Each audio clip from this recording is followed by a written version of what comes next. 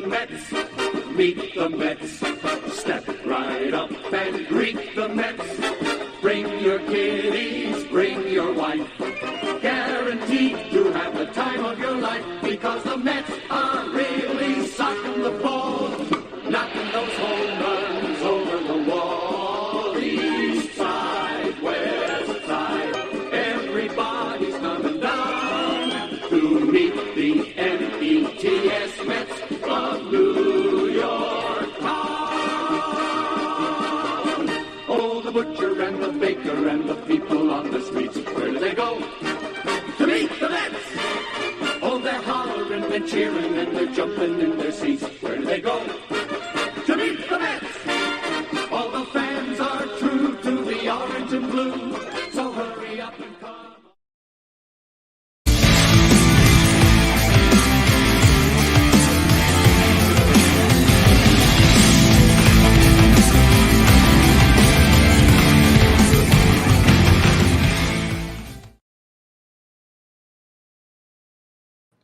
What's up, Mets fans? Welcome back to another Mets Roundtable. How is everybody doing today on this Monday, August 14th at 8 p.m.? We got the whole crew here on this roundtable today. We got Chris, we got Nelson, we got Hayden here for all your Mets talk needs. So we're going to go around the table, say what up to everybody, and then get to the topics at night. The Mets game is going on right now at Citi Field. It's 2-1 Mets in the top of the third. So I'm going to start off the guy to my left. There we go. Chris, what's up, buddy? How you doing?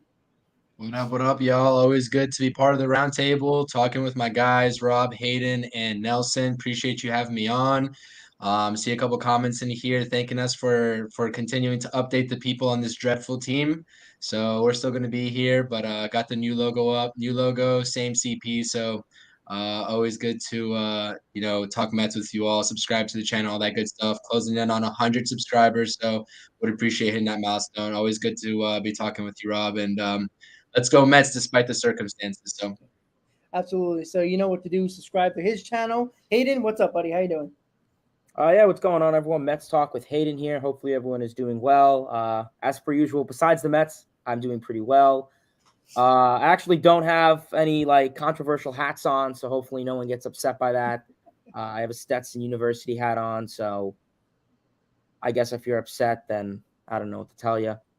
But yeah, just hit 800 subscribers. I appreciate you guys for that. And yeah, obviously excited to discuss the topics we got today. And yeah, LFGM, let's get it.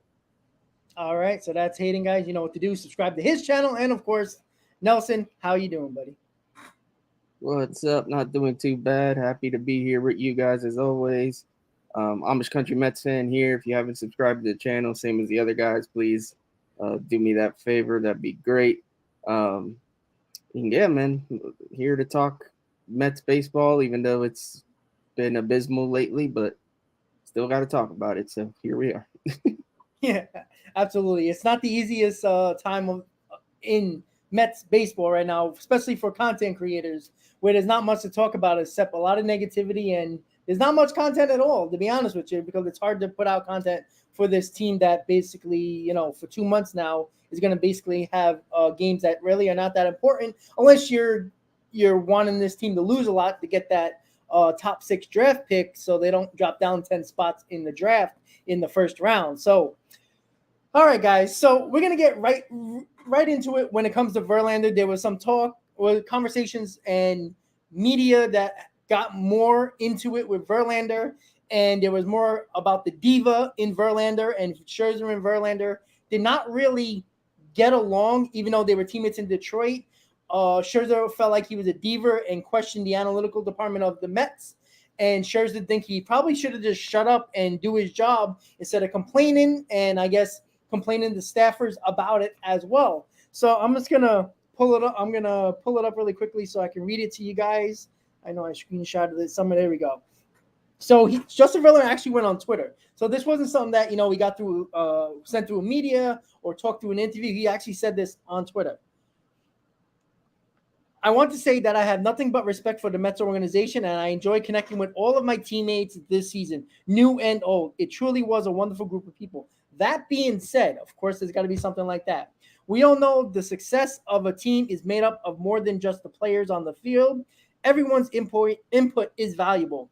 I am sorry to hear that a staff member took offense to constructive criticism on how we could improve, which nothing but the Mets best to the Mets moving forward. So I'm going to start with you, Chris, when it comes to that. So Justin Verlander couldn't be nicer about the Mets organization when he first got traded to Houston. And then, obviously people got on him a little bit, and players or, anonymous players or people talked about Verlander being a diva and how Scherzer and Verlander were trying to get along while wearing the orange and blue, but it seemed like it wasn't good enough. And I don't know, what are your comments towards his criticism towards the staff member that talked about the criticism that he got from Verlander? I mean, what are your thoughts about that? I mean, from face value, it seems like Verlander has done nothing but just be the utmost professional, especially with how he handled the trade deadline and his comments towards the Mets. I think it was opposite with Scherzer, right? A little bit during his opening press conference, but we really don't know what goes on behind closed doors. Do I have any doubts that the Mets analytical department needs work? No, I don't. That's something that Steve Cohen wanted to start from the ground up pretty much. The Wilpons hadn't really invested in anything like that. A team like the Astros, probably a team like the Rays, these other teams have already started beefing up and setting a foundation for these analytical departments. And coming over from an organization, albeit we all know the scandal that happened in Houston, but they're a successful organization nonetheless, probably due, somewhat having to do with the analytical department. So if Justin Verlander is correct in what he said, that it was just constructive criticism and someone took offense to that, then I don't blame him whatsoever. If he went, and started blabbering his mouth like Scherzer did in his opening press conference, or, when he got back to Houston after the trade deadline, then that's a whole different story. So we really don't know what went on behind closed doors. I honestly was surprised to hear that Scherzer and Verlander's relationship was never mended from Detroit. That's something that, honestly, I don't know if you all saw any reports about that, but I never saw a report about that when Verlander first signed here. So that's something interesting. And if that was hidden from the fans, then can you imagine how many more things were hidden from the fans in terms of the dealings that were happening in the clubhouse when everybody, especially from the start of the season. So I really do think that there's more to it than just Scherzer and Verlander, but it's really interesting that that is the first domino that's falling in terms of the fans and the open public knowing what's behind this failure of a season in the 2023 New York Mets. So I think Verlander, until somebody comes out with something saying Verlander really was rude and wasn't portraying himself in the manner that he is to the media, then it's a different discussion. But for right now, I don't have any problems with what Justin Verlander has said publicly. Yeah, I agree. And you know what? In the next few months, we're going to hear a lot more leaks coming out of exactly what really went on, not just with Verlander and Scherzer, but much more. Clearly, look, we don't know what really went on behind closed doors. We really don't know. And maybe the media does know, and because of the respect of the organization, they're not saying nothing yet. But I guarantee you, once the offseason happens, you're going to hear a lot more about what really went on in the clubhouse, and probably the biggest reason why they decided to sell at the deadline. One, they didn't go on a run when they should have. And two, it was probably a lot worse than we all thought. And I think that's probably the reason for that. So, Hayden, we're going to go to you right now about what Verlander said. So constructive criticism, I think, is a way to learn. And I think Verlander was trying to realize that, it says staff member. Who is the staff member? That's what I really want to know. Is it the analytical department that were pissed off because they're a bunch of nerds that never played baseball before and don't tell those guys what to do because, I know all the numbers and that guy's a professional ball player? What do you think, Hayden? Yeah, I mean, right now when it comes to JV, it's interesting. Listen, I think it's interesting the fact that a lot of people called him a diva. And like you just said, Rob, I kind of question who that secret person was. Obviously, to pretty much restate it. Once the offseason comes, regardless if Epler's fired or not, it's probably going to be more leaked and come out what happened in this clubhouse. We know the clubhouse is definitely much different this year than it was last year, no doubt. I think, and like I said, we're going to find more about that in the offseason, but what we could observe right now is, I think it was expected that Scherzer and Verlander would have a friendly, competitive rivalry. Obviously, I know they're trying to chase each other in career strikeouts, but, I kind of expected that to be kind of a fun thing. I never really expected. I know they had some beef in Detroit. I don't know if they were going to wanted to rehash that. I'm not really sure. But I guess really when it comes down to it, like I said, I'm not in the clubhouse, so I can't really speak off of JV. Obviously, he was not fond of the Mets analytical team, and I'll give Cohen props. Obviously, I mean 3 years ago, Mets analytical team was probably batting average and in ERA. Whether you like analytics or not, that's a story for another day. I tend to be pro analytic, and even I say this. I think definitely there's room for improvement on the Mets analytical team. Rome wasn't built in a day, is what we like to say. So, I'm not really sure what the issue is. I'm not really sure who the person was that went off on Scherzer. But like I said, right now, really not much you could say in it because we just don't know the full story. We're not in the clubhouse. But you know what? I respect Verlander for coming out. And, I think, like Rob said, I think constructive criticism is okay. I think it's a way for teams to really learn. We know a lot of players have came out and said they weren't fond of certain things. JD Davis was one. He said that he wasn't fond of how the Mets used him. He wasn't big on a lot of the analytics that were thrown at him, and it kind of made him very confused. So I think when it comes to analytics, like I said, that's a topic for another day. I guess it varies player to player. There's some guys, I know Jeff McNeil has came out and said he wasn't crazy about the analytics, even though they had no issue with it last year. But yeah, we'll see. But when it comes to JV, I don't necessarily know if he's a diva as of right now, I would say, unless something else comes out that's big. But I respect the constructive criticism. And I mean, if Cohen and Epler will continue to improve, the analytical team and, more parts of the front office. Yeah, and you know what? And we heard about Scherzer talking about going into the lab that Steve Cohen put inside into the facilities and stuff like that. That's only been around for a little less than a year.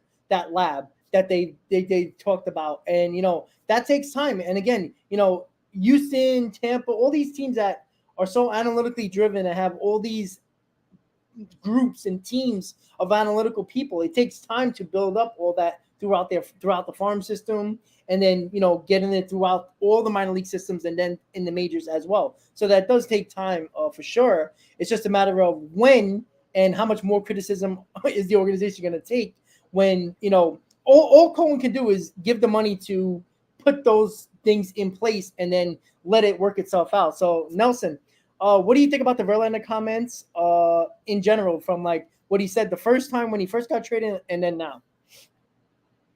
Yeah, I haven't had any problem with any of his comments that he's made. My issue or my concern is, well, I have a few concerns.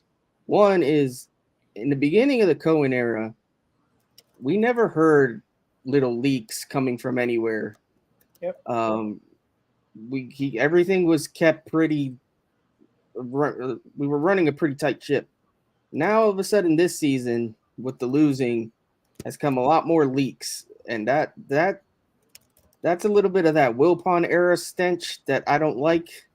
Back in the Wilpon era, I'm sure you guys remember, there were leaks from everywhere, from staffers, from front office, from players, and it was just nonstop. So whatever this leak issue is we got going on, hopefully we can put a stop to it, because I don't like that. That concerns me a little bit, and that makes the problems worse if there is a clubhouse problem, if you ask me. The other thing, I mean, with Scherzer and Verlander, there were plenty of stories in spring training about how they hated each other in Detroit. That wasn't a surprise to me. I never expected them to be best friends all of a sudden. I know they tried to talk it up a good game and they worked out together and this and that, but let's face it, Scherzer's an asshole. Verlander, I could see how he could be a little bit of a diva at times. I could certainly see that. I don't know. I could also. I mean, we've all speculated on clubhouse issues and whatnot. I could see how this could have turned into there was a Verlander camp and a Scherzer camp, and a divide was created there. You just never know. We're not in the clubhouse. I mean, I'm speculating. Obviously, that's all we can do. But it's certainly a possibility with the way both guys have acted since they've left and the comments they've made. It certainly seems like there's been something, and just the reactions that we got from some of the guys after they were traded, just something seems off. Don't know what it is. I'd love to find out. Maybe that weasel Andy Martino will come up with something here after the season's over. Well, whether you can believe him or not, who knows? At this point, all the media kind of get on my nerves, especially the hacks at WFAN. That So, we'll talk about that.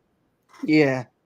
So I don't know. I'm not, like I said, don't have a problem with Verlander's comments. I'm more concerned with the little clubhouse leaks that are coming from multiple people lately, and I don't want to see that. I don't want to see this turn into the Will Palm Mets all over again. Yeah. So that's where I'm at with the whole situation. Yeah, I agree. And you know what? I honestly think Cohen is waiting in the wings and seeing who leaks these things and who opens their mouth too much, and it probably be consequences in the offseason, in my opinion. I just think, we for the first couple of years of Steve Cohen, you did not hear nothing coming out, like you said, Nelson, from the clubhouse, from anybody, even media. Like, they had no idea what was going on with the Mets internally. They didn't even know about trades happening or free agent signings happening.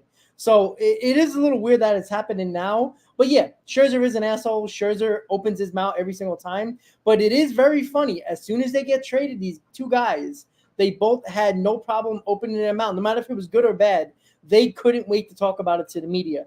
And, who knows what really happened? We're not there, and it is speculation. But it's concerning to the point where now a guy like Stearns, who looks like he's going to come in, is going to have to figure out what he's got to do with this situation. And, it's going to be his decision, clearly, if he comes in. So, yeah, I mean, I'm not mad about the Verlander comments at all. I mean, yeah, he probably is a diva, but if you got, Kate Hudson by your side, I mean, who wouldn't be a diva?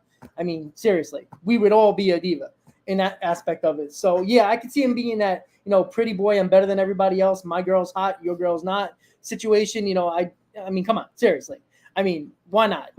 I mean, but yeah, I mean, if that bothers professional baseball players, then, find another career. That's the way I see it. I mean, I don't see how not liking somebody is a big deal. We heard many years. I know this is going back that a lot of teams that really didn't like each other, and they found ways to work better on the field and just play their game. I mean, it's an individual driven game that is team oriented. That's basically what it is. So if they couldn't do their jobs individually, then they're more mental cases than we actually thought. And maybe a sports psychologist or a sports therapist would actually help this team a lot better. Or a lot of these players that were talked about, Nelson, on WFAN, which is, I listen to them a lot. I'm not going to lie. I'm at work a lot of the time and I'm listening to them. Greg Giannotti of WFAN in the morning with Boomer, he actually said that he believes that Cohen has no idea what he's doing and he's just owning the team and just letting everything go haywire. If Cohen didn't know what he was doing, he would have never made these moves at the deadline, which is clearly unprecedented, and no other owner would have done this. A lot of owners would either stayed pat, or if they did sell, not put that money in to get those type of prospects, or buy stupidly and not go on a run and then have the same team next year, and then we really got more problems. So I'm not saying he knows everything about owning the baseball team, but every owner that owns a team for the first time clearly is going to go through growing pains.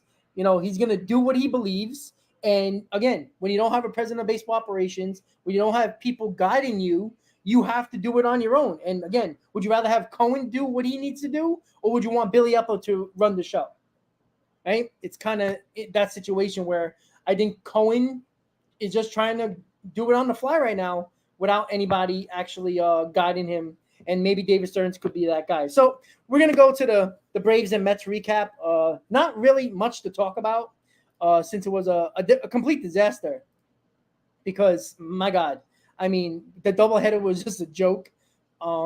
Luckily, I didn't have to sit there a lot to see those games. But hey, listen, it's the Braves who obviously there was comments coming out of the Braves clubhouse. Ozzy Albies and a couple other guys, they love beating the Mets. They said it. They said it to the media, which I'm a little shocked about. They said it. You know, internally, obviously you could talk about it, and they love beating on the Mets. But now that they said it and it's out there and it's bulletin board material now, it's really frustrating because a team like the Mets, no matter if you got Rafael Ortega or DJ Stewart, you know, there's got to be a pride factor where let's not make this team beat us up on our own ballpark, or at least try to. Like they show no effort.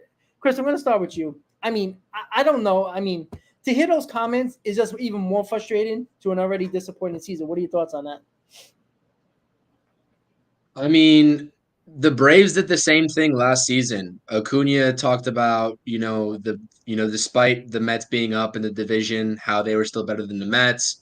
You saw, heard Spencer Strider's comments last season. The Braves take this rivalry like personally, and I don't think the Mets do. I don't know. I don't know what it is.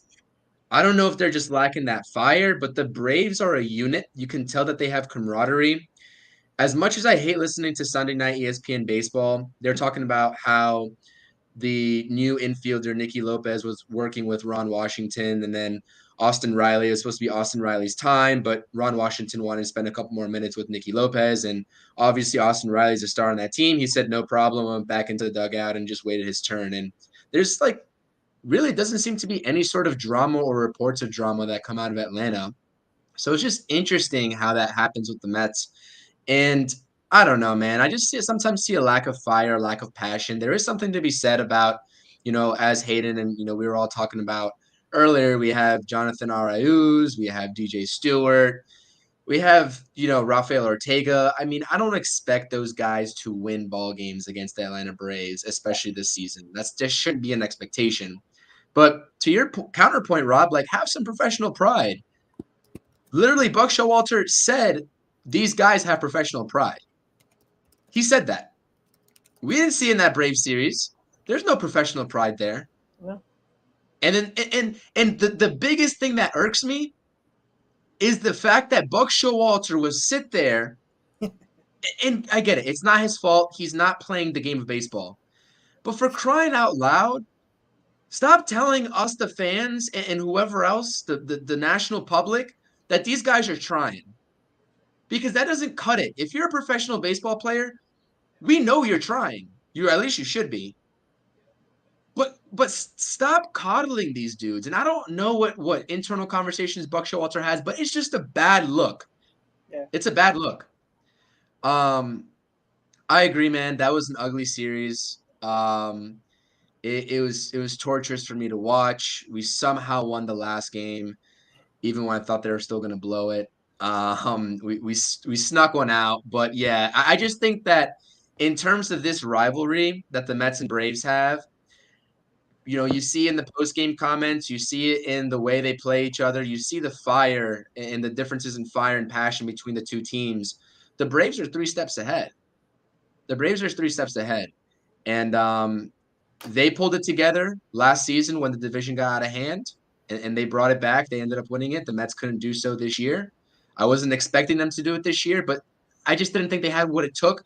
Not only probably, I thought they had what it took talent-wise to close that gap, but the camaraderie definitely wasn't there. And that's something that we can sign any free agent in the books we want to for 2024, but until this team internally gets their camaraderie together, until there's more leadership, we talk about leadership, the word leadership all the time, until there's more of that going on in the clubhouse, no matter how much talent this team brings in, you're not going to overthrow the Braves in that division doing what you do now. So there needs to be more unity going forward into next season. And I really don't ever want to watch a series like that ever again against a National East, National League East rival. That was absolutely embarrassing. And there's like, you see these comments from Braves fans on Twitter. Like, that is my number one most hated fan base. I don't even care about Yankee fans. Like, the Braves fans are the worst, and they've overtaken Philly in my opinion, bar none.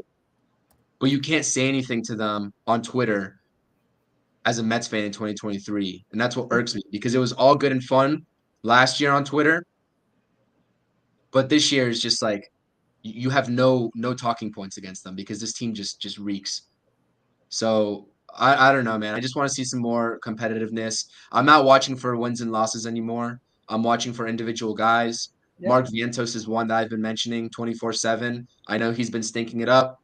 He hasn't really been playing well, but he's showcasing himself, and these guys, mostly these fringe guys, are showcasing themselves. Even Jeff McNeil really is showcasing himself because he could be on the trade block, to be honest with you. And I know Hayden's smirking over there because McNeil had a good game yesterday, and I think he just did something today. I don't have the game up right now while we're talking, but he's one of those guys that the Mets could, him and Marte. I don't know if Marte is going to be back, but these could be guys with the plethora and the depth that we have in the minor leagues that if they showcase themselves down the line here. I know everybody wants Jeff McNeil as a part of this organization, but if they were shopping Pete Alonso and they put an offer out for Pete Alonso, what's your highest offer, at the trade deadline? Who's to say they won't do so for McNeil if he turns it around in this next month and a half of the regular season? So, yeah, man, I agree with you. This is a really bad series, something I never want to witness again. But I'm not even watching for wins and losses at this point. But unity, camaraderie, leadership. 3 words we need going into 2024 that this 2023 Mets team had 0 of. So, Yeah.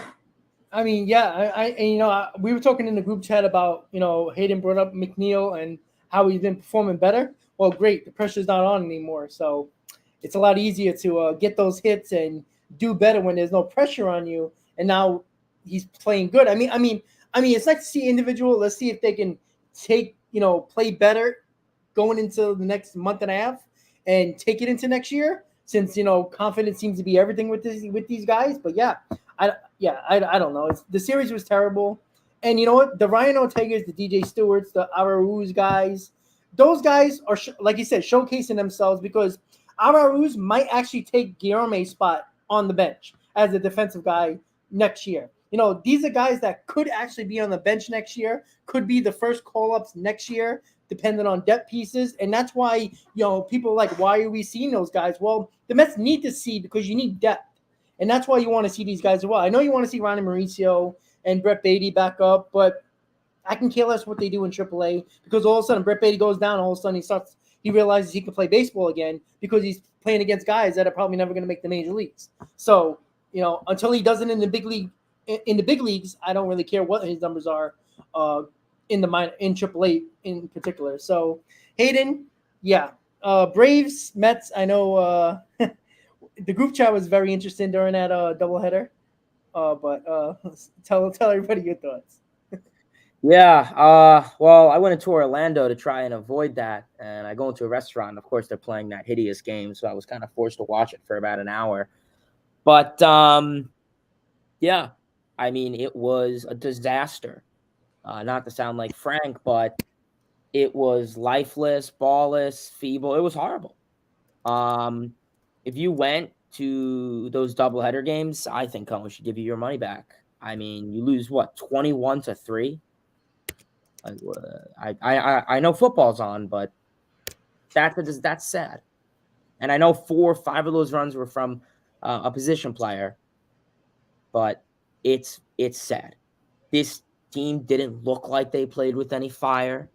They didn't look like they had any urgency, that they cared. And I agree. I agree with what Chris said. This is a rivalry, and I think rivalries are good for baseball. I'm happy. I think rivalries are great. What are Mets fans going to say to Braves fans this year? What, we won 2 games from y'all this year, and y'all won like 6? We have nothing.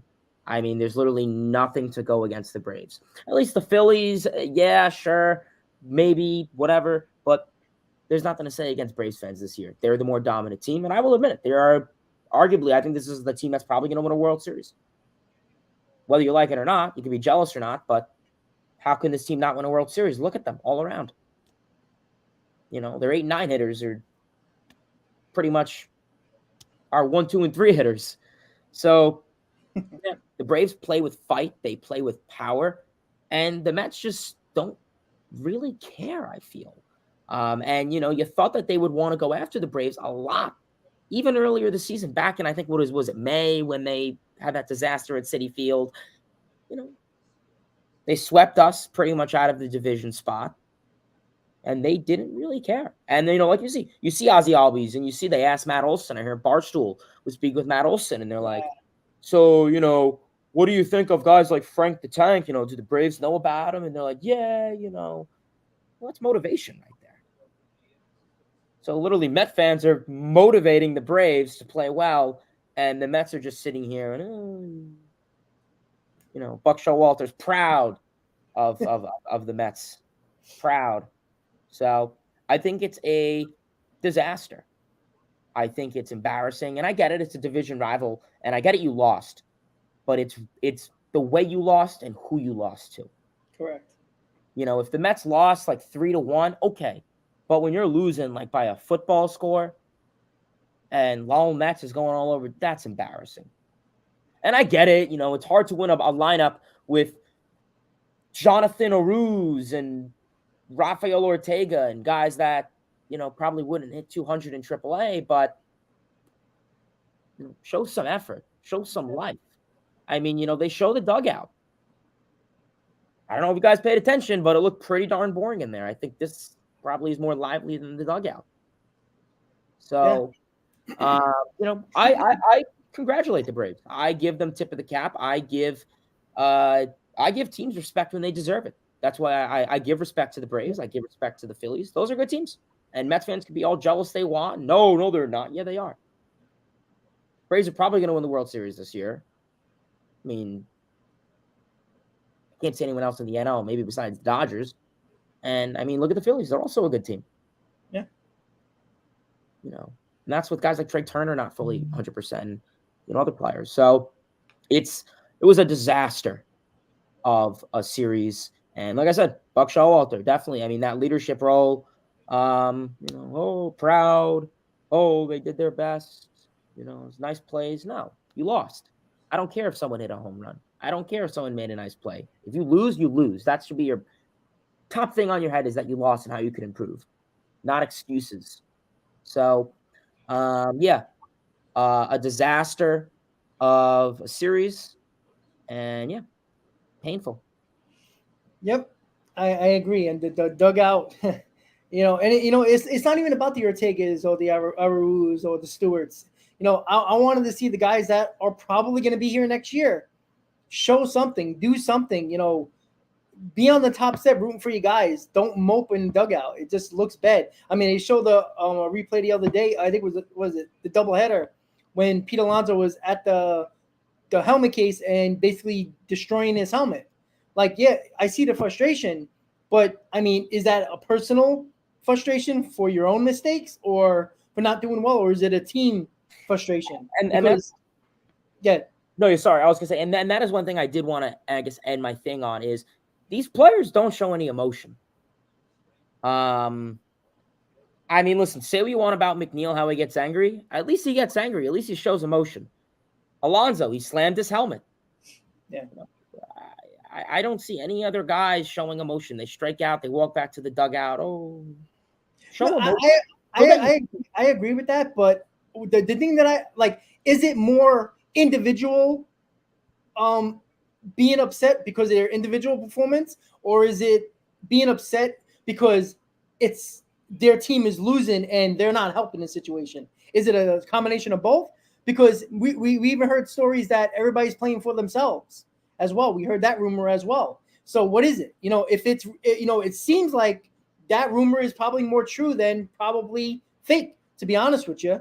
Only because, like, I see the emotion, but it's like, it seems like, you know, if Pete Alonso's 0 for 30, but the team's winning, is he going to be upset? Is he going to, you know, bang his helmet and crack his helmet or break his bat because he's 0 for 30? but the team's winning. Like I don't know, because it seems like it's a lot individual performances being negative or positive than it is, oh, I'm doing well and I'm helping the team, or the team's doing well and everybody else is doing good, but I'm not. So I'm going to throw it to Nelson. What do you think, Nelson, especially about the Braves series and the Mets in general? All right, I've been dying to jump in because I got an entirely different take than all of you. I disagree. Well, I can't say I disagree. I just view it differently. I don't. I mean, what did we expect? Listen, I'm not gonna lie. I didn't watch this series. What the hell for? What's the point? We're 23 games out. Like we're not battling for anything. The talent discrepancy on these two teams is ridiculous. Like, did we really expect us to? Like, I'm shocked we won one game. Good on Kodai Senga. Like, dude continues to show up. I don't understand how we're throwing around words like this. Disaster is more like what happened at the end of last season, where they beat us and they took the division from us. This wasn't a disaster. This was to be expected. Like, we're throwing a roster out there of guys, and that's where I don't really agree, Rob. Like, I don't think any of these guys are. If these guys are on the Mets next year, well, these stewards of the world and Arauz and Ortega, like, then we got a big problem, because we got way more depth than those guys. These guys we're trying to lose here. Let's face it. They're tanking. They don't want to win games. I mean, yeah, you want to see some pride, but at the same time, like, the talent level of the Braves is so much above and beyond than this team right now. Like, if we would have lost every game 20-3, I wouldn't have been shocked. Like, it just doesn't faze me. That doesn't bother me. I guess maybe it should a little bit, but I mean, we're sending guys out there that are never going to play for this team again. Do I care if Alonso's breaking his bat or whatever? Good for you, I guess. Okay. I mean, it's just, at this point, it doesn't matter. What matters is I need you guys next year, the guys that are actually going to be here, to get your head out your asses. But this year, that series, I never expected anything out of this team. They all stink. It's just, the pitching, especially. Like, the pitching was never going to keep us in those games.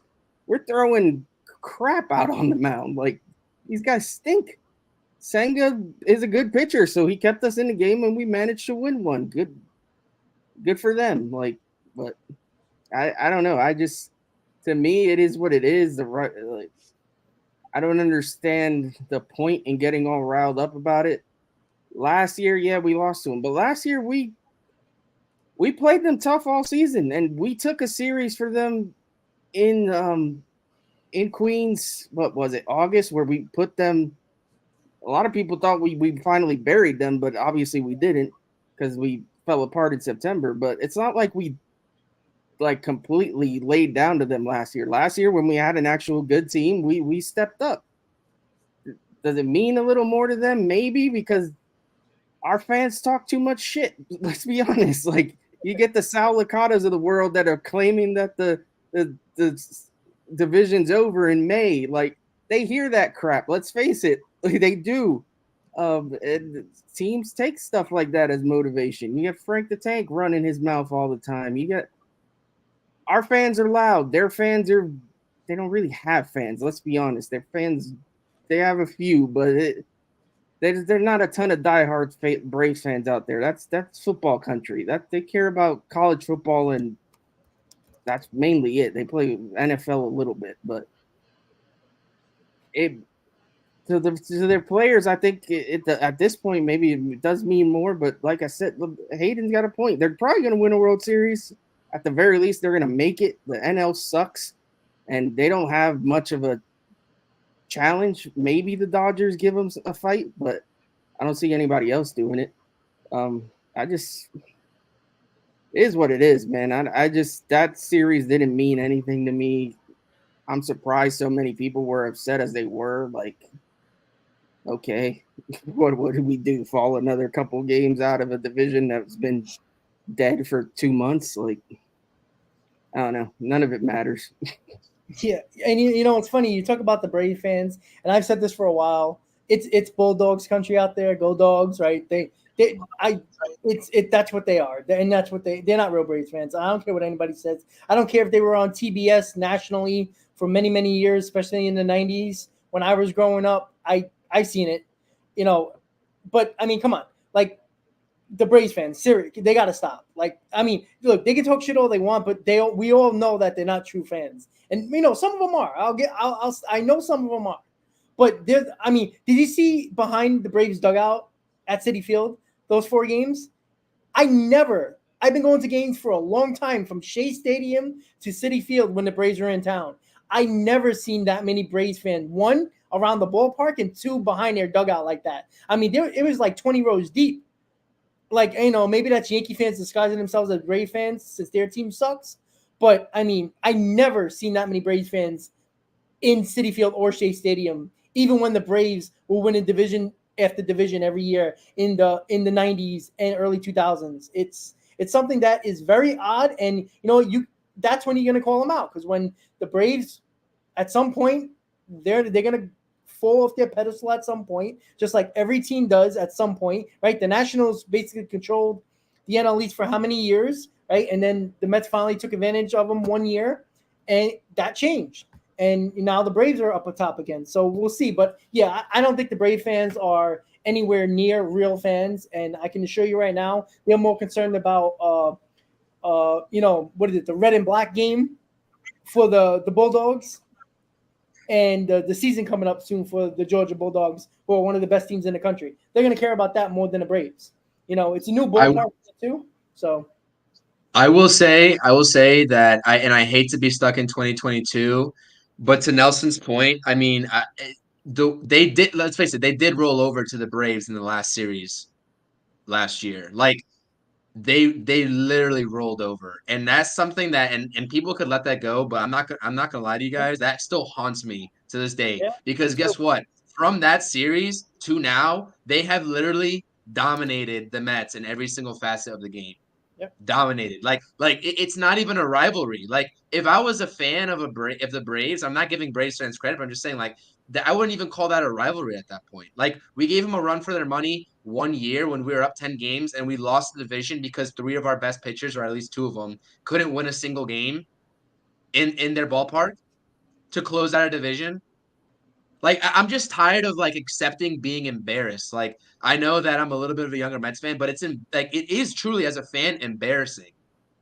And I just can't stand it, because, like, I just have some sort of pride. Like, I'm a fan that at least has pride, but it's just absolutely embarrassing. I know, like, Nelson, you've been through like years where there's been embarrassment of years for the Mets that you've witnessed, but like, and I have witnessed some embarrassing years too. But like, when we have a competitive roster like we did last season, I hate being stuck in 2022 because I hate talking about it, but it just irks me to no end that we found a way to lose that.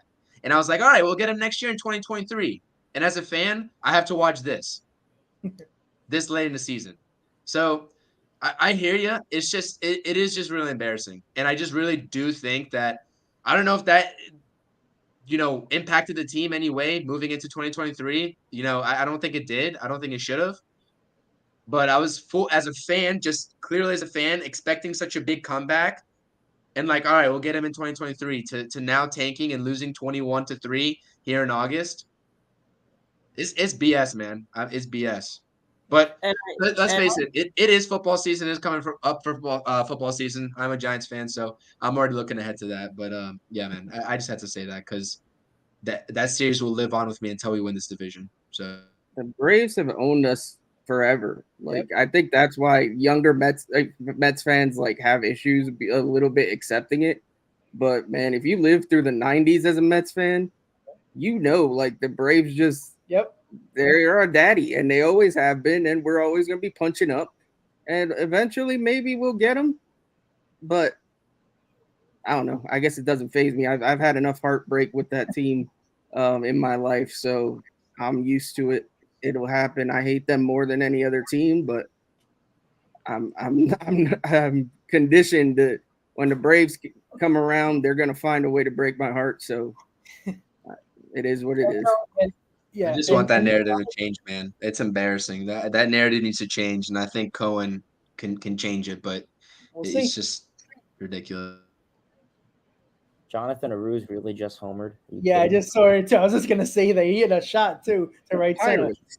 And yeah, Nelson, you know what? And you're right, because all I have, again, I grew up in the '90s when the Braves were kicking our ass. All I have to tell you is Brian Jordan. Like, that's all I have to tell you, and you know exactly what I mean by that. And a lot of older Met fans know it too. Yeah, Hayden. Yeah, and Chris, I agree with you on that. I think when it comes to it is, I think just last year, and I get it, 2007, 2008, the Mets had the pretty much same thing where they fell apart in the last couple series. This would have been the perfect motivation for them to go after Atlanta. Yeah, I know they're not going to make the playoffs, but at least deter the Braves from something, whether it's winning the division, whether it's taking a couple games from them. Just getting the satisfaction that you're able to, I guess, beat them, or yet alone win the season series against them, would have been more than enough, even if the Mets still make the playoffs. And, it sucks now. I mean, I get it. Like I said, I don't think anyone, I thought the Mets were going to get a 4-game. I thought the Mets were going to get swept in 4. I said it to y'all in the group chat. So, I mean, the fact that they take 1 game is a miracle. And, I get it. The Braves have predominantly always owned the Mets. You look at the 90s. They were juggernaut of a team. 3 big aces, the Jones, Chipper. But right now, I think this is a Braves team that is deadly. I mean, this is a team that has everyone locked up till 2030, essentially. And obviously the Mets can't compete with that. You saw it last year where, they only lost to them in a season series by 1 game, pretty much. So it just sucks now because you look at Twitter and Braves fan, Twitter's very not crazy about Twitter, but Braves fans have the right to talk. I mean, what are New Yorkers, or yet alone what are people going to say to Atlanta fans? 28-3? I mean, what else are you going to say to them in recent times?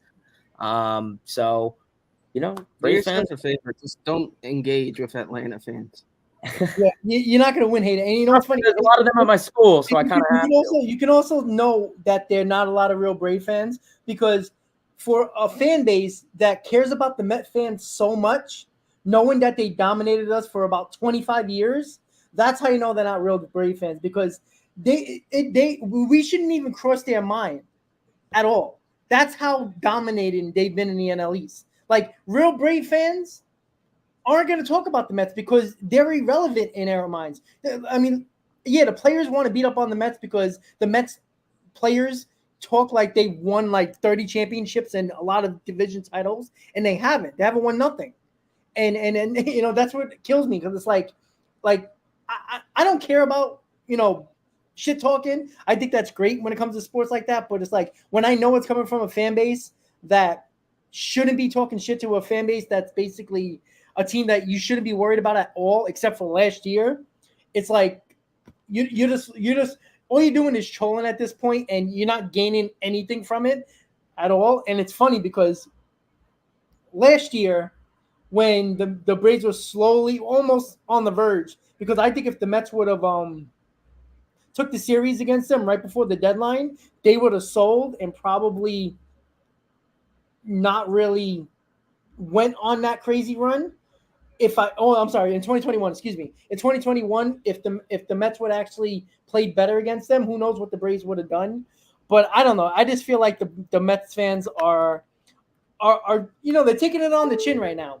I mean, let's be honest. And aren't we used to it? I mean, I know there's all the Mets fans out there. We've been taking it on the chin for a while. I mean, I have. I mean, I've seen the Braves beat us enough. I'm sick of it.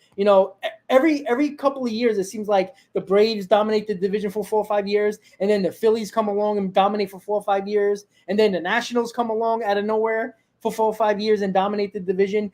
When have the Mets actually dominated the division for a 5-year stretch? Could we actually do that? That's why I'm frustrated, and that's why it's like we've been losing for so long. But like, as a fan, I'm never gonna be conditioned to go out there and expect my team to lose. Yep. I get it. That's the thing against the Braves, and you guys have witnessed, and we've all witnessed it, right? 07, 08, like easy said in here, but like, come on, like, when is it going to be the Mets' turn? And that's why I'm so frustrated. Like, I really do. I shouldn't expect better out of the Mets, but I do, because it's like, when is it going to be our turn, man? Like, it's just like I can't believe we've had this sort of. It's like the Knicks too. It's like, I don't know, man. it just seems like New York sports in general is just I'll just minus tell maybe you. my 2 championships I witnessed with the Giants. It's just like, come on, this is ridiculous year after year. But yeah, man. I'll tell you, I'm glad I was born in 2002 because the Bills were in 4 straight Super Bowls in the early 90s. I think that would have been a disaster if I witnessed that.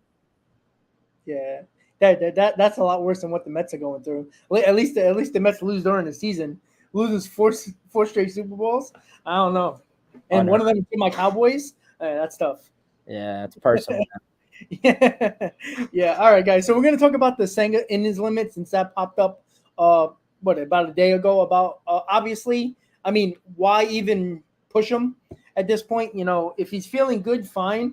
But I think they're all going to limit his innings. There's no point in stretching him out to the point where you don't really need him to. It's first year in Major League Baseball, and he's pitched extremely well once he figured out the grip of the ball, the feeling of the ball, the bigger ball, the mound, the United States in general, and pitching every fifth day. And I think that's something that, Sanger has basically been our best pitcher. So I'm going to start with Nelson. Nelson, what about Sanger? Do you think they should limit his innings? And what do you just think overall about Sanger?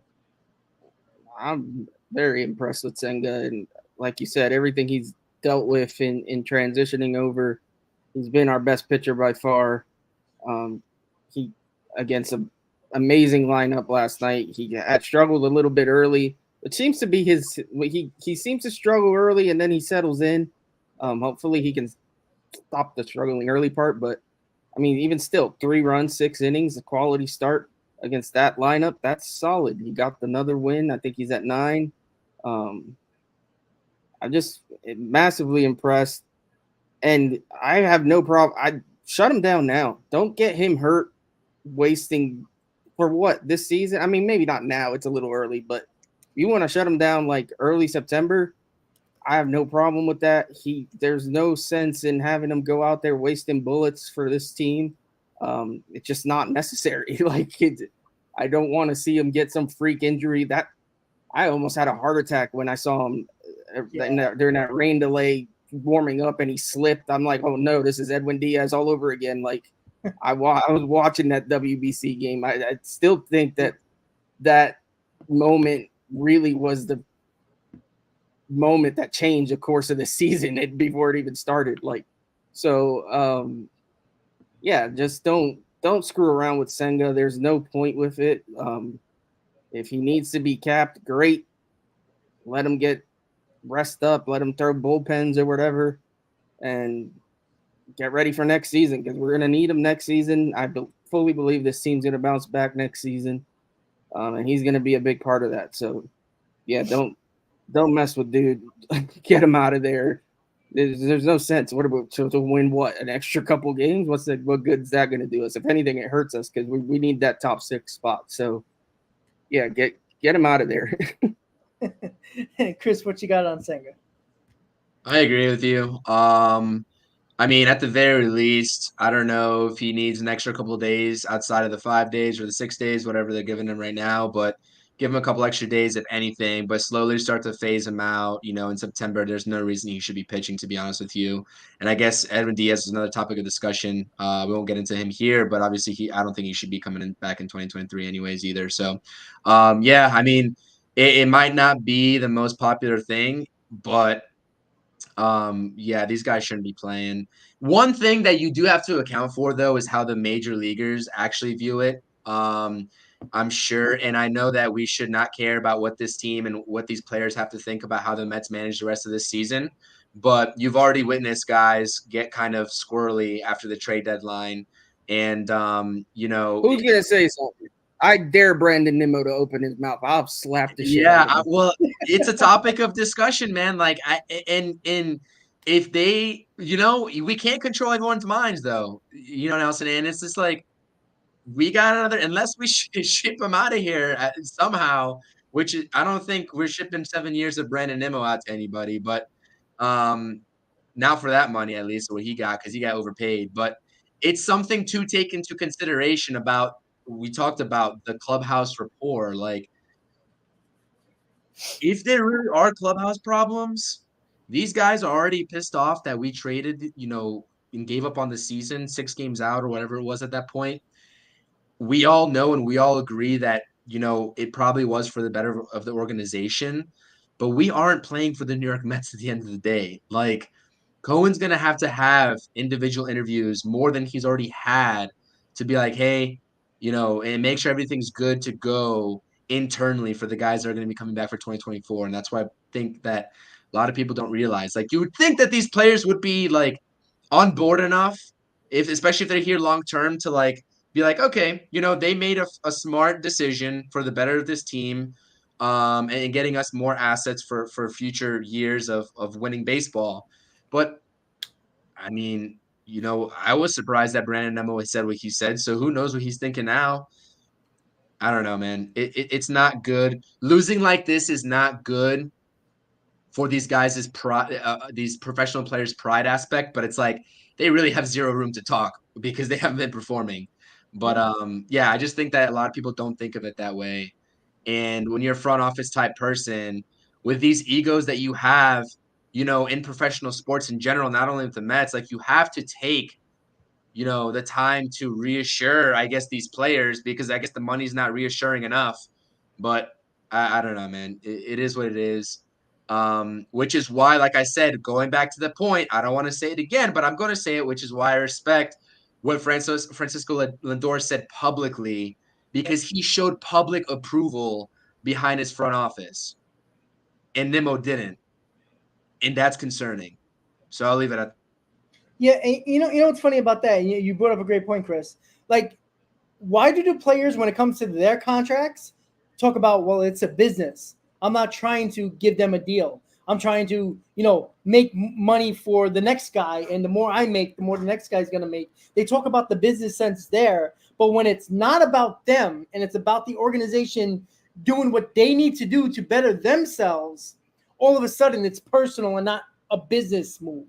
You see what I'm saying about that? It makes no sense. Like again, all of a sudden Nimmo is playing left field. All of a sudden Nimmo has an injury, and this is all after the deadline. All of a sudden Nimmo can't sleep, even though he was dog shit for about a month and a half when they were playing bad, along with the other players. Like, I don't want to hear that you lost sleep after the deadline.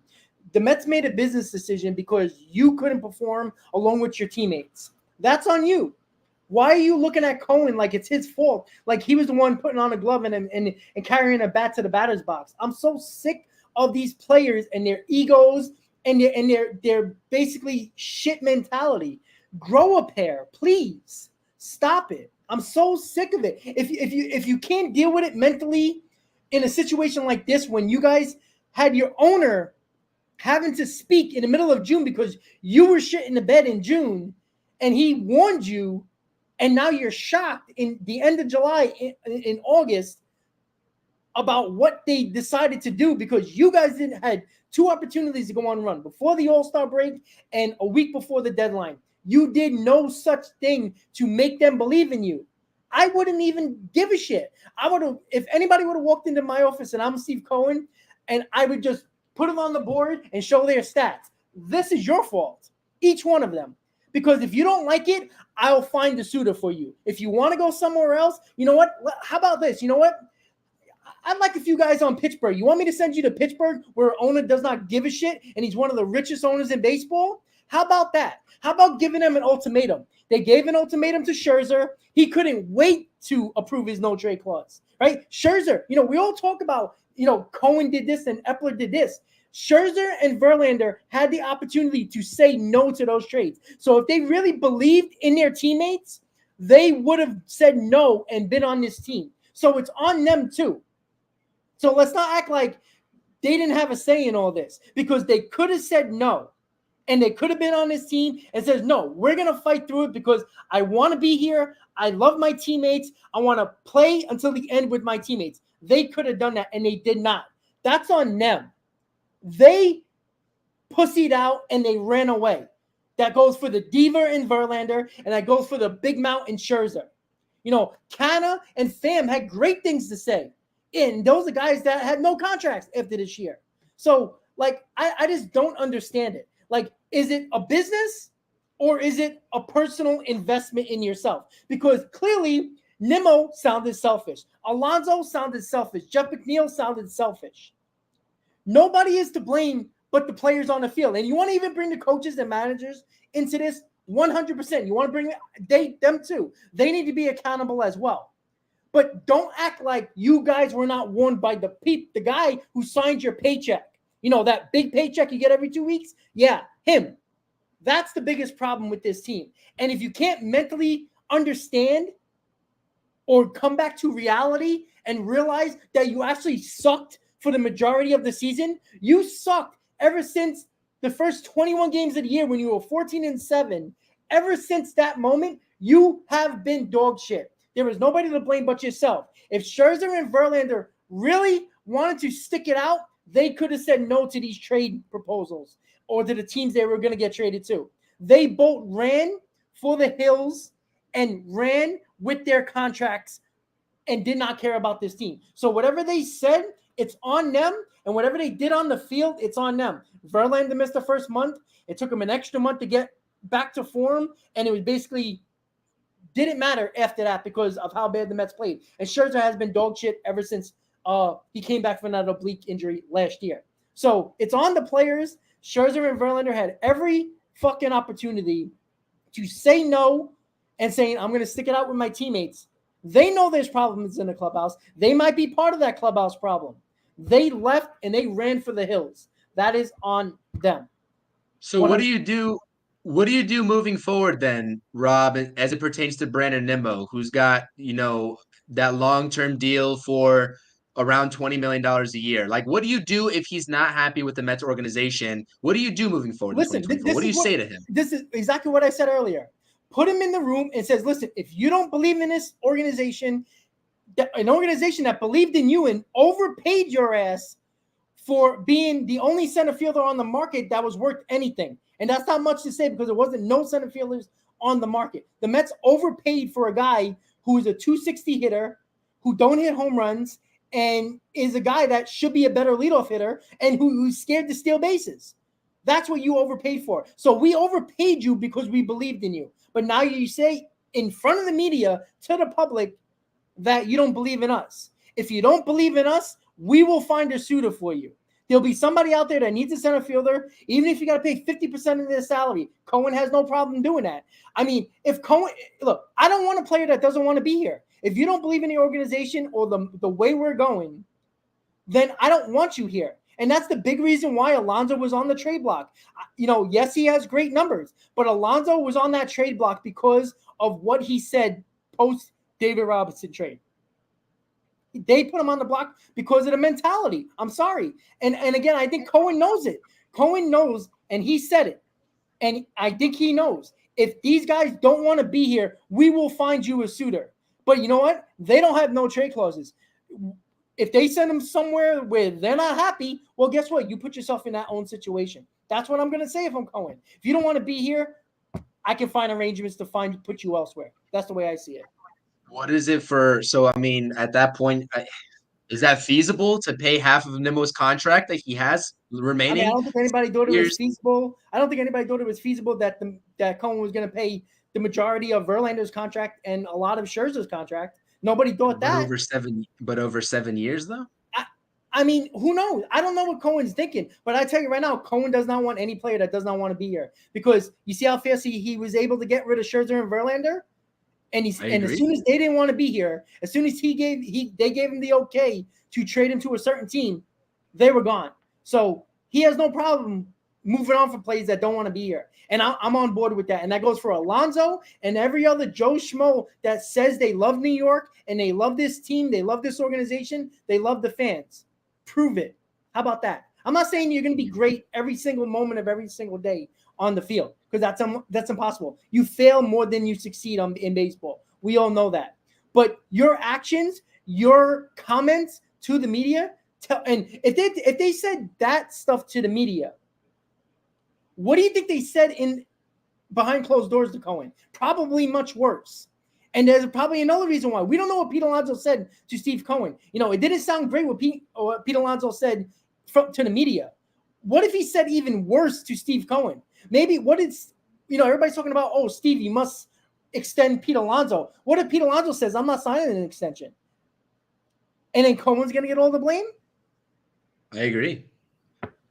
That's something that, and I think that's something that, and that the reason I asked that point was specifically to just like let the viewers understand that, exactly what you just said, because I feel like a lot of people don't understand that. And I feel like, someone said over here, respect and loyalty matters, especially in terms of the, creating a unit, the unity, the three words I said before, unity, cohesiveness, and whatever else I threw out there, which matters, right? To create that sort of winning mentality, that winning culture. If those guys, even I'm the biggest Pete Alonso supporter there is, I think he should be back. But if he's the one that's talking his mouth, and that those reports happen to be true, I'm not going to speculate anything. But I agree that matters at face value a lot more internally than people give credit for. Because at the end of the day, is it going to be hard to replicate the production out of Pete Alonso? Sure. Is it impossible? No. I'm not going to blame Pete Alonso because I don't know exactly what he said. But on the flip side, if there was something said, then let's think There's about got it to 2, be a 3 reason times why now. Pete Alonso was on the trade block at the deadline. And if it's not just about what he said from the media, it has to be something he said to Cohen behind closed doors when they had that meeting.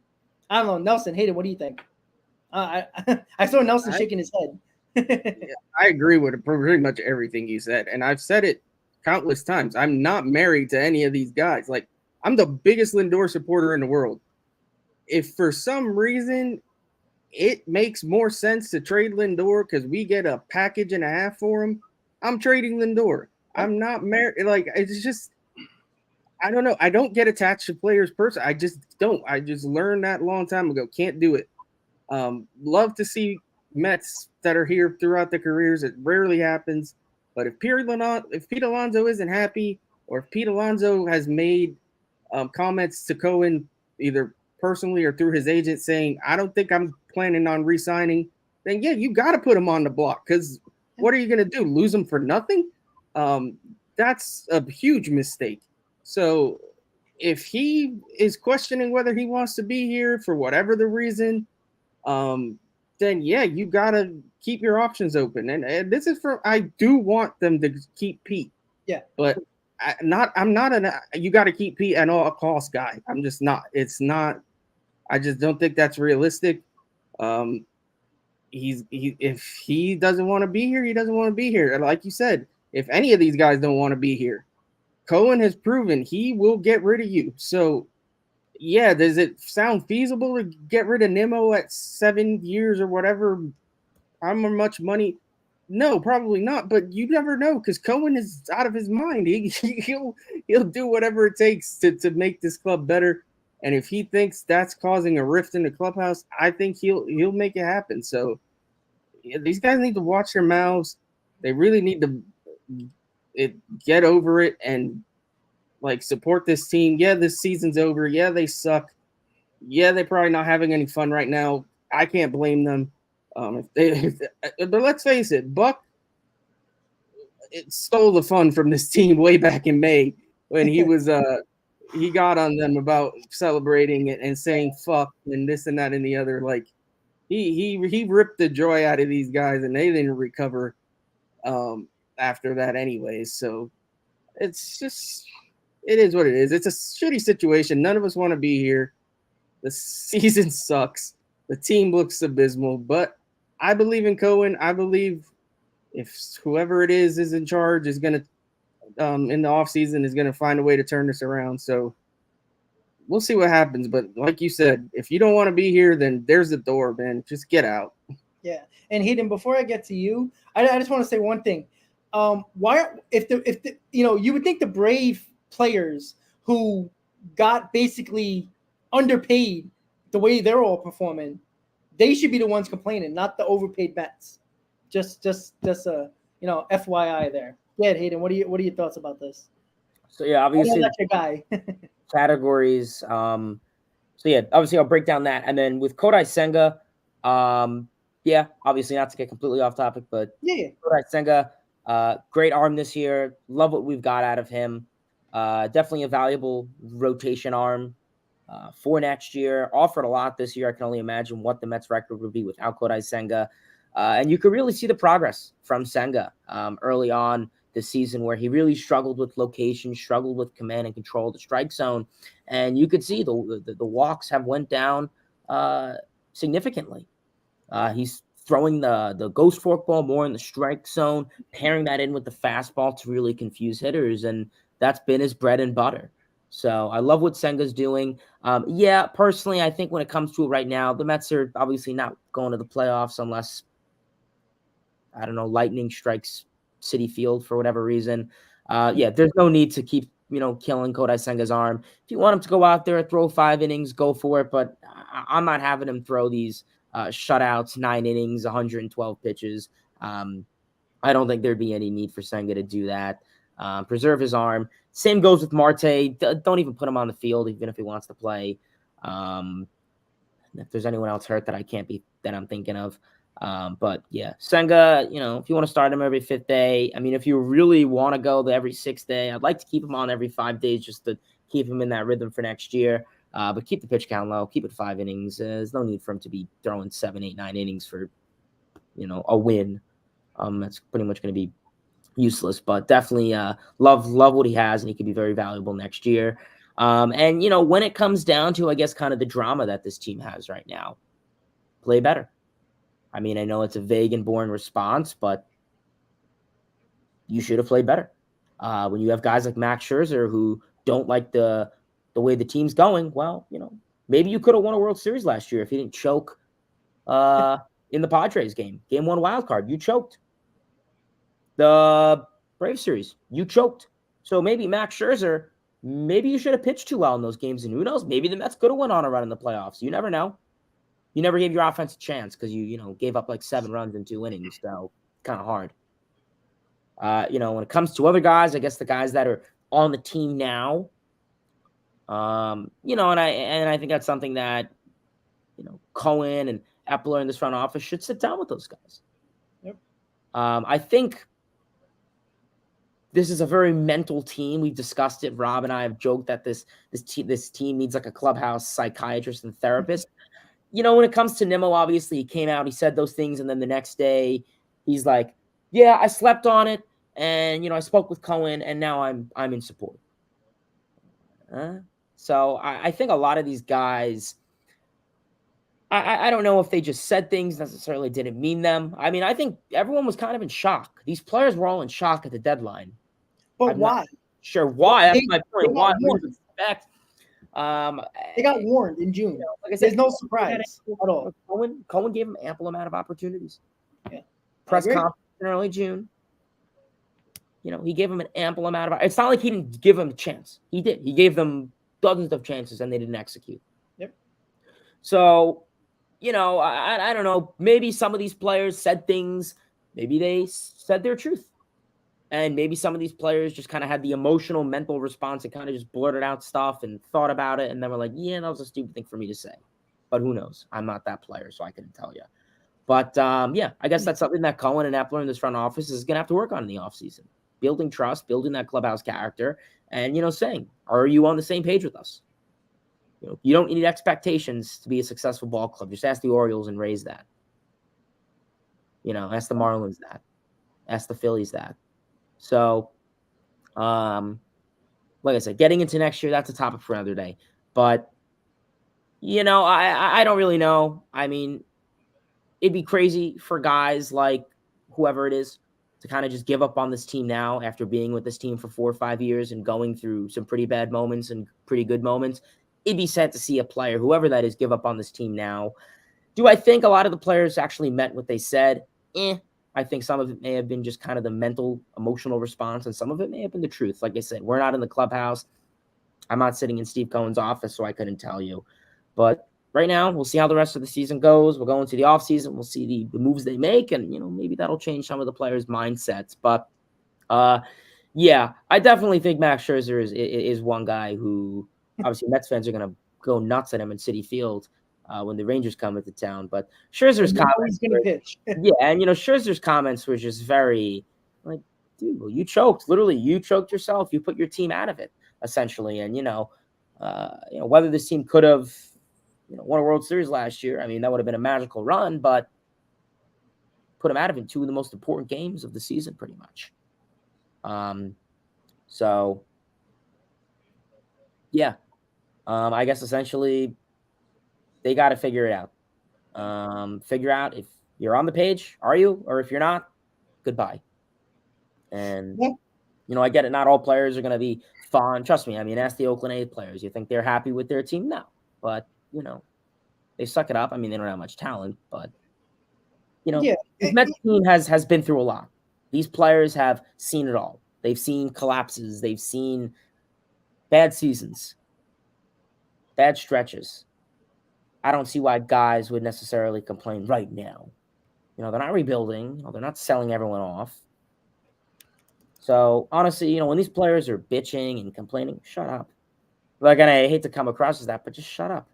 Why, So, and you notice it's only the guys that are under contracts. Canna, phenomenal thing to say about this team. Pham, I don't really know. I don't know if he said anything crazy, but I don't think he had any complaints. So, these guys just need to shut their mouths and not give off the emotional response. Yeah, maybe they just need that energy and bring it onto the field, maybe. But we're gonna put the two topics together: the new regime and the next manager. Get everybody's thoughts on that. But with the new regime coming in, David Stearns, if he is the guy that's going to be the president of baseball operations, he has no emotional connection to any of these players, and I think that's a big reason why Cohen probably wants him here, because he has no emotion. Yeah, I know he grew up a Met fan. He grew up in the area, but he has no emotional connection. He didn't draft any of these guys. He didn't trade for any of these guys, sign on any of these guys. And I think Steve Cohen is going to say, listen, do what you need to do. Obviously, I'll have the final say, but I want to hear your thoughts, because he has no emotional connection to Pete Alonso, Jeff McNeil, Francisco Lindor, Nimmo, all of them. So it's going to be very interesting to see with those guys. So I'm going to get everybody's we're going to go to the manager, because when David Stern happens, we'll talk about that at some point. But Nelson, next manager, do you think Buck is still going to be here? And if he's not, who do you think will be the next manager of the New York Mets? That's a tough question. I don't think they keep Buck, not after the way things have turned out. I guess maybe if Stearns comes in and decides, you know what, I want to see this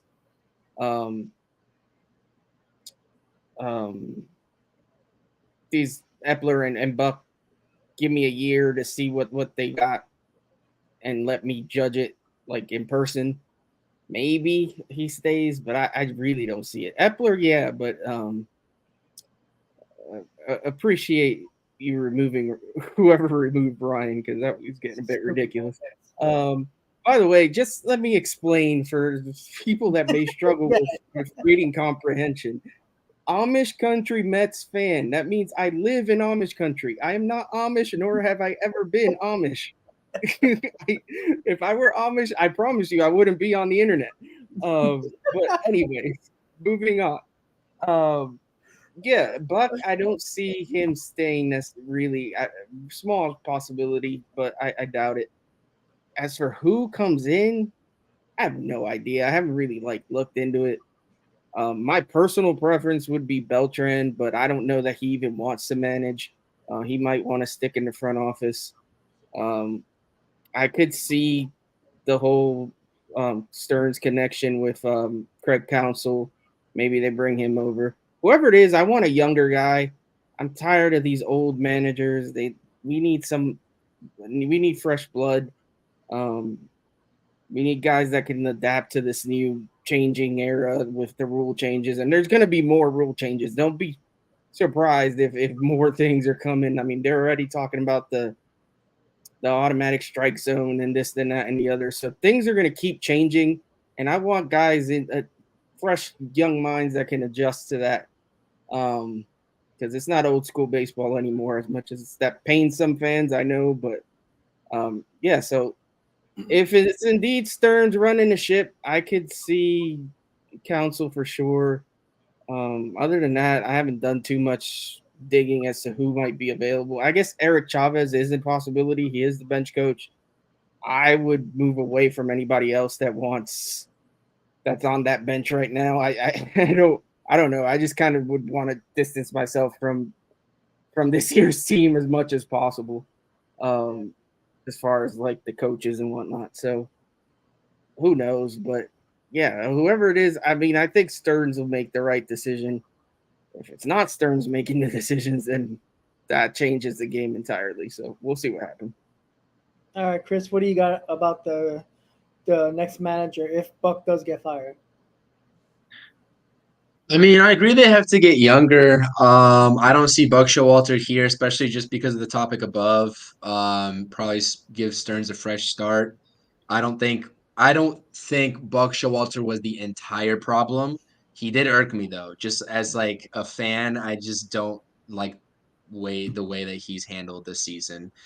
And that's just me saying that this season. We all loved Buck like last season. This fan base was enamored with Buck, this and that. I don't think he's going to be here next season. I don't know who replaces him. If you're talking about managers that may not return, I'll take a different route because obviously Beltran and Chavez are both good internal, candidates. If you're talking about managers that won't be with their current teams and could potentially be moving around the league, the Mariners who've been underperforming, I think Scott Servais is going to probably be getting let go. So we'll see what happens with that name. I don't think he's done a terrible job. He's basically had the Mariners at 500 in his tenure, if I'm not mistaken. I saw some list that had Brandon Hyde, the Baltimore Orioles manager, as potentially not returning next season. I don't think that happens after this season. If they do, I mean, I would take Brandon Hyde as the manager of the 2023 Mets or 2024 Mets, I should say. Sorry. Don Mattingly probably is not there. I don't want Don Mattingly, but just I don't. It's such a hard topic. I want to get younger at manager, but really, I mean, outside of maybe like a Council or maybe even a Beltran, I would be happy with Eric Chavez too. But do we really want to put that up to chance? Leading a team like that, if they're not going for it in 2024, which I really don't think that's the case. I think they are going to be. I think you would need some sort of leadership, but if you're going to be bringing in a first-time manager, I mean, I get it that the analytical department is probably going to be driving the show anyways. We don't know as fans how much the analytical department has been driving this season, with Buck Showalter, but it's probably going to be a trend continuing. I think in the conversations that we've had, Rob, you think that's been the case as well, as it pertains to Buck Showalter this season. But yeah, I don't know. That's just a couple names to look out for outside of the internal candidates. Craig Counsell, listen, everybody likes to talk about, Craig Counsell hasn't won this, hasn't won that. I get it. But like, really, what are the other options at this point? What are the other options? So, and maybe the lack of options does keep Buck Showalter around in 2024. Who knows? I mean, we don't know what sort of relationships, David Stearns has around the league, not within the Brewers organization. We don't know that. I certainly don't know that. So,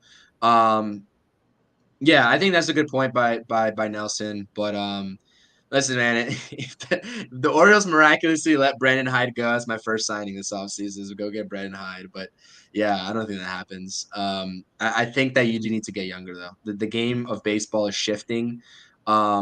There's a handful of teams in this league that have older managers. This is not to be, like you said, last podcast, last go around on Monday, not to be ageist or anything, but just the game, the nature of the game in terms of like relating to these players as well. Let's face it, Buck Showalter hasn't related to these players, right? He hasn't related to these players, in my personal opinion, especially with his comments and what Pete Alonso's been doing in his post game thing, and how that might have been a turning point in terms of the rapport, internally. I won't say for sure that was.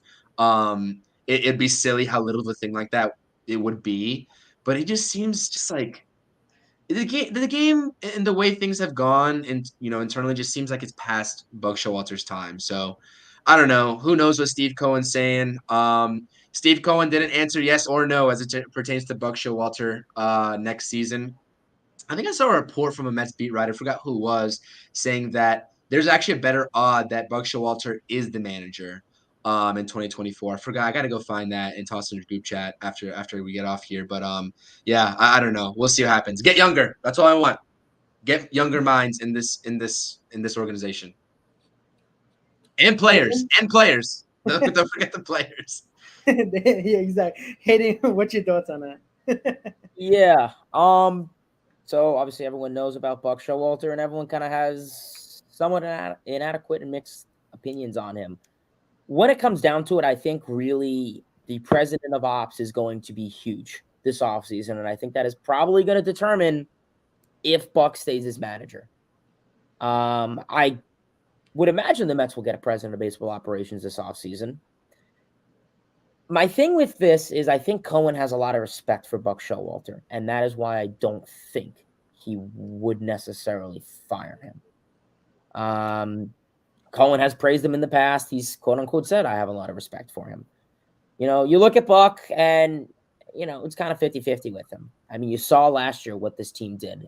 You know, you could argue a lot of guys had career years and played to the back of their baseball cards. And, you know, Buck kind of took a step back and let everyone else do that.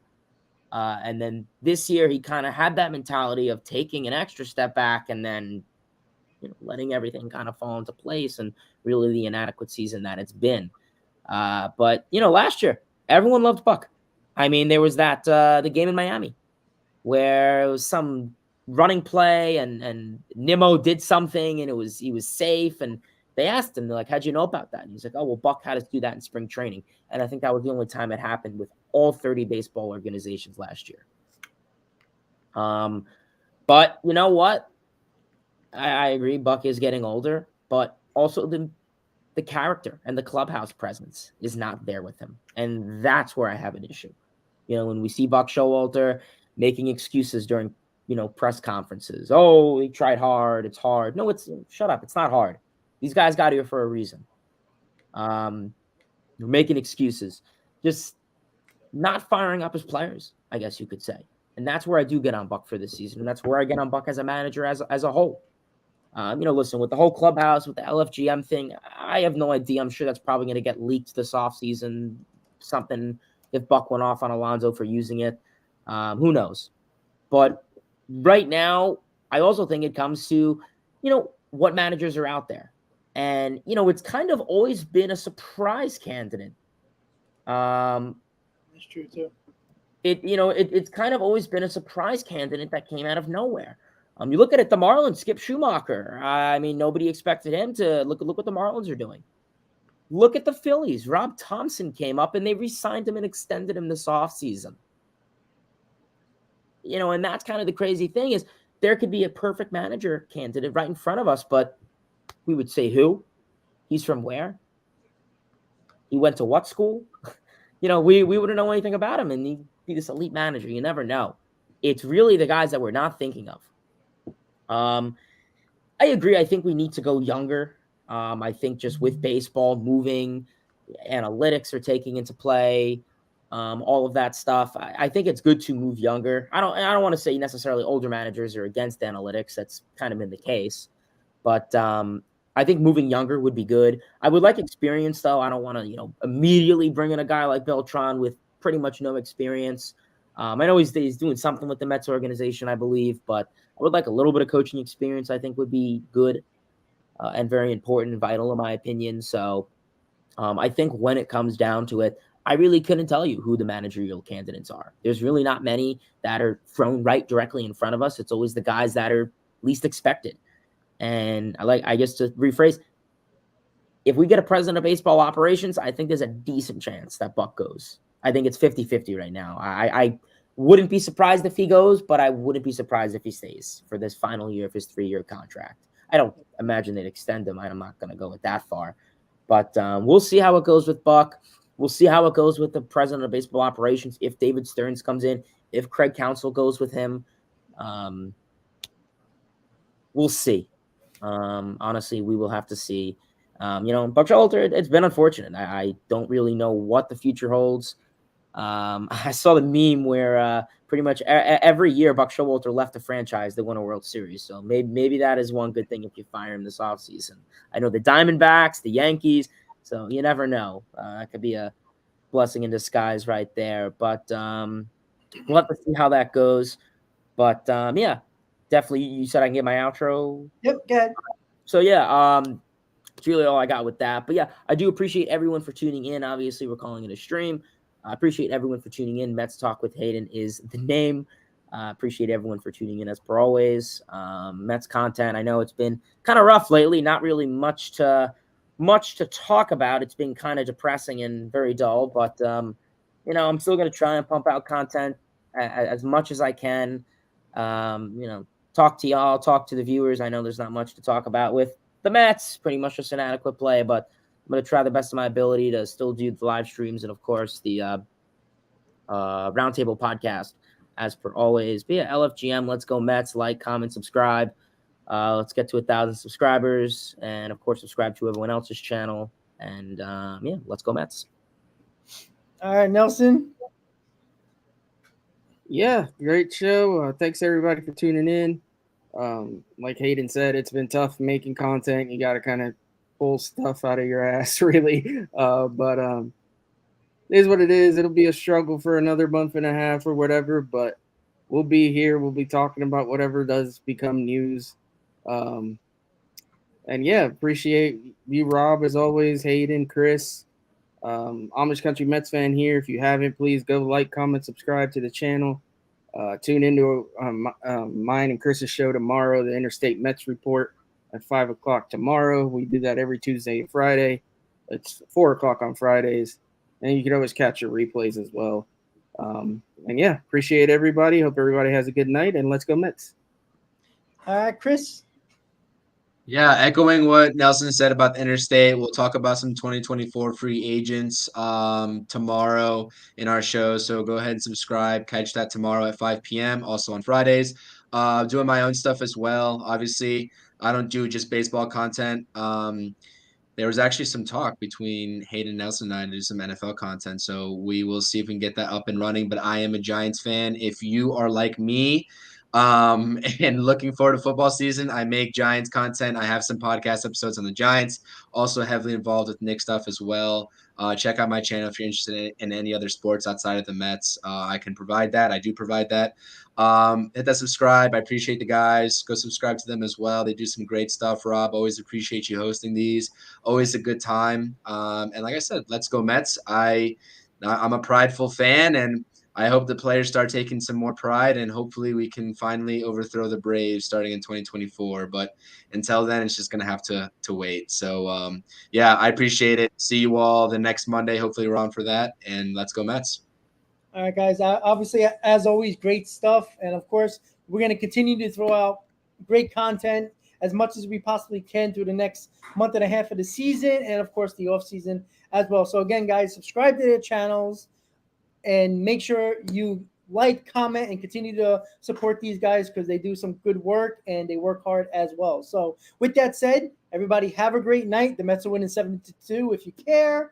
Have a great night. As always, Met fans, let's go Mets. And we'll see you next time, guys. Have a great night.